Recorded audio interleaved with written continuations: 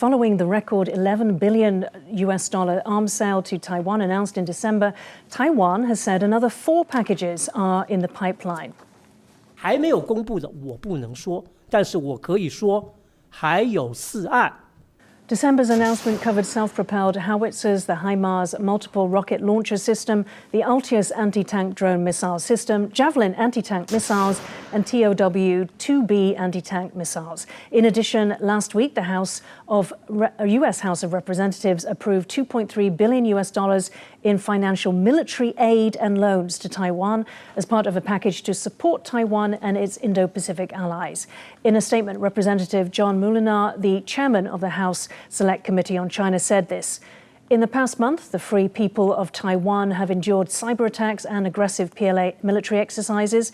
This legislation provides Taiwan with more support, helps it invest in its own defense, and reinforces last month's historic arms sale by the Trump administration. We must urgently deliver weapons to Taiwan to deter conflict in 2027 and beyond. Could I get your take, Gemon, on the House package and the next steps for that package?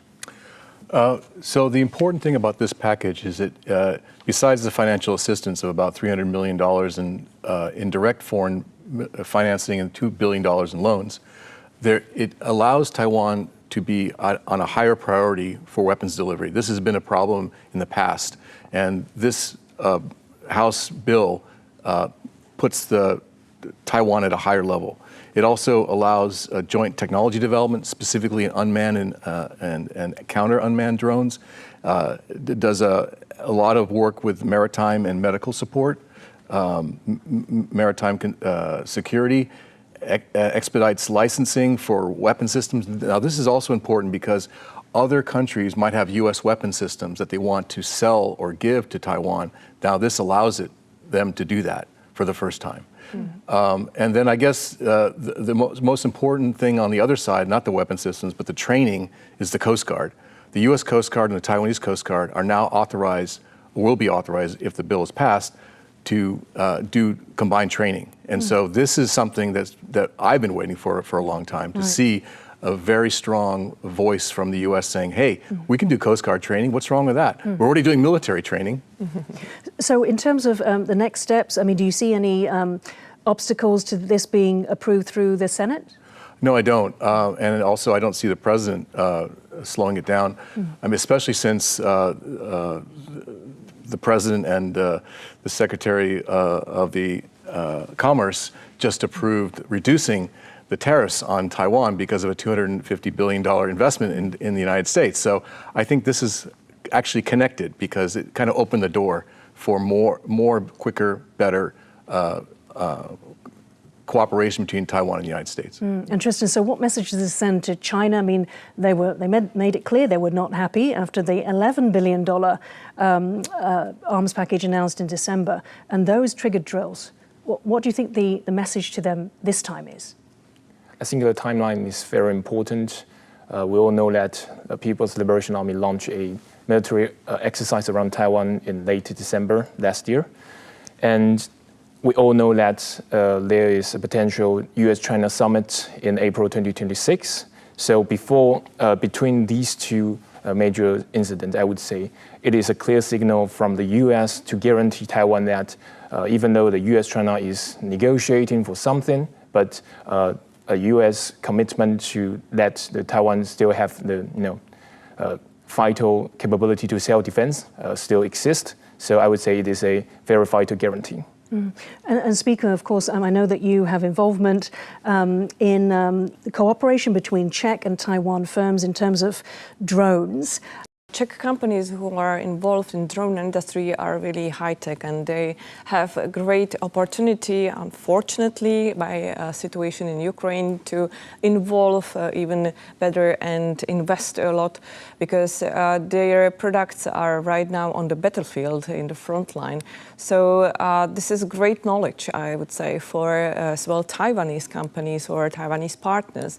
And our companies are willing to cooperate in this field, and I think they can bring a lot of knowledge, they can bring a lot as well investments in this industry, and this can be really fruitful cooperation for both sides.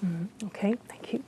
Now, the Russian-Ukraine war has been a wake-up call for global ammunition stocks. As a result, Taiwan has announced the start of co-production with the US of 155mm artillery shells as part of a broader defense industrial expansion under the proposed $41 billion special military spending package that was announced by President Lai Ching-te in November. 那为了我们的防卫的韧性，我们台美双方已经初步的以药物流炮，因为乌克兰的战争实战验证了药物流是消耗最快的，所以我们跟美方已经初步着手从共同生产药物流炮开始，然后资讯相当的机密不便说明，成功之后再推展到其他的武器弹药。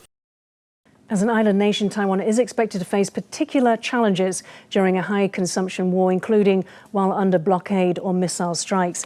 So, Guermont, is this sort of a better late than never sort of move? I mean, should this have been actually started many years ago? Of course, this should have been done many years ago. The current production rate prior to this announcement was about 5,000 rounds per month. Going to 50,000 means 10 times the amount. So clearly there is a gap.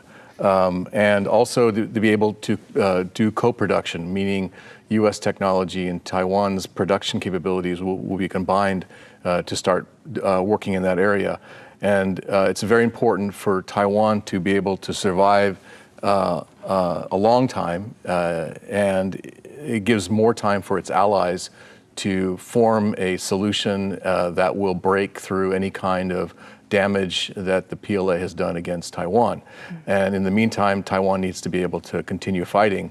And so these kinds of actions are important. Now, obviously, the 155 artillery is not only used against ground targets, but it can be used to fire against ships at sea. So it has more than a ground purpose. Right. And Tristan, and so in Ukraine, I understand that, you know, they burn through 5,000 to 8,000, maybe Speaker could confirm that, 5,000 to 8,000 of these artillery shells a day. You know, how much should Taiwan be amassing before any conflict breaks out?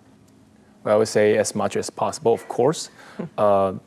One very vital context is that the MND in Taiwan trying to replace the manpower with firepower, because our military fail rate is actually quite low because of the low birth rate or other social issues to let our military doesn't have enough manpower. So more munitions, of course, is very vital for Taiwan. Okay. Any final words, Speaker? I think it's very important to have in mind that this is not just important for Taiwan, but for all over the world. So right now there is a huge queue in each company who is producing such a product, and everyone is trying to rearm themselves, especially NATO countries. They invest a lot more than they did and they used to in past. So right now it's a very important to invest to such production, and I think this is part of comprehensive, complex preparation for all the scenarios.